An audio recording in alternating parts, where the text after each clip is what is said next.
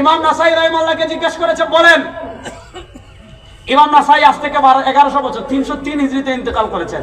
তিনি যদি 303 হিজরিতে ইন্তেকাল, 1200 বছর আগে, প্রায় আমি আমাদের আগে না, 1200 বছর আগের ইমাম, কুতুবে সিত্তা, শিহা সিত্তা যদিও বলি না আমরা, কুতুবে সিত্তার অন্যতম ইমাম ইমাম নাসাই রাহিমাহুল্লাহ, যিনি নাসাইর লেখক।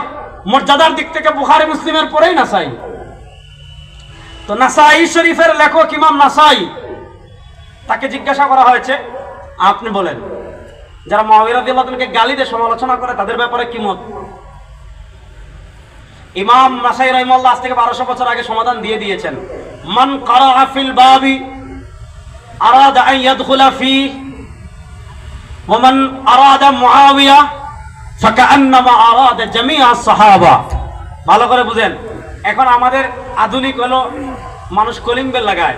আগে আমরা ও চাচা দরজা খুলক্কা, ও ভাই সাহেব দরজা খুলক্কা। আপনার দরজায় এসে কেউ যদি করাঘাত করে, আপনার ঘরের কলিং বেলে কেউ যদি সুইচ টিপ দেয়, তাহলে যে ব্যক্তি দরজায় করাঘাত করে, যে ব্যক্তি কলিং বেলে সুইচ দেয়, নিশ্চিত সে দরজায় আঘাত করেছে, নিশ্চিত সে কলিং বেলে সুইচ দিয়েছে। কেন? তার ইচ্ছা হলো ঘরে প্রবেশ করা। ওমান আরাদা মুআবিয়া, দুনিয়াতে কোন নরদম শয়তান ইবলিসকে যদি দেখো, হযরত আমির মুআবিয়া রাদিয়াল্লাহু আনহুকে গালি দিচ্ছে, হযরত আমির মুআবিয়া রাদিয়াল্লাহু আনহুকে সমালোচনা করছে, ইমাম নাসাই বলেন ফাকান্নামা আরাদা জামিআ সাহাবা, সে সব সাহাবা ইকরামকে গালি দিতে চায়, সে সব সাহাবা ইকরামের উপর উম্মাহর রাস্তাকে নষ্ট করতে চায়, সে সব সাহাবা ইকরামকে উম্মাহর কাছে বাজেভাবে উপস্থাপন করতে চায়। এখন সব সাহাবা ইকরামকে উম্মাহর কাছে কেমনে বাজেভাবে উপস্থাপন করবে, সব সাহাবীকে উম্মাহর কাছে কেমনে খারাপভাবে উপস্থাপন করবে, সব সাহাবীকে একসাথে তো গালি দেওয়া যায় না।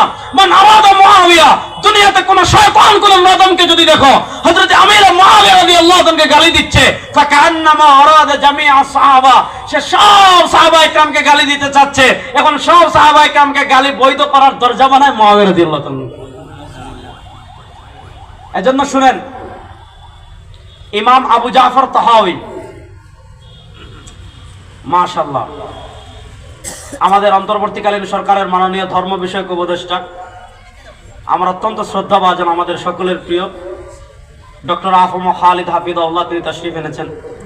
আমি তার জিন্দাপুরি মানুষ, আমারও তার সবসময় ফাইন আপনারা। আচ্ছা হুজুর আক্কা, হুজুরকে ভয় আমি শেষ করবো, তাহলে আপনাদের এদিকে আর তাকাবেন না। তাহলে বুঝেন, নবী করিম সাল্লাল্লাহু আলাইহি ওয়াসাল্লামের আমল দেখেছেন কারা? মাত কিন্তু ফাউরিবে না। নবী করিম সাল্লাল্লাহু আমল দেখেছেন কারা?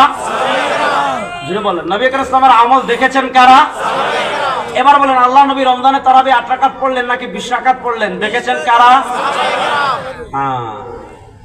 এজন্য আপনি জীবনের সব ক্ষেত্রে জান্নাতের পথে যদি আপনি চলতে চান, জান্নাতের পথে চলার মাপকাঠি হলো 2টা।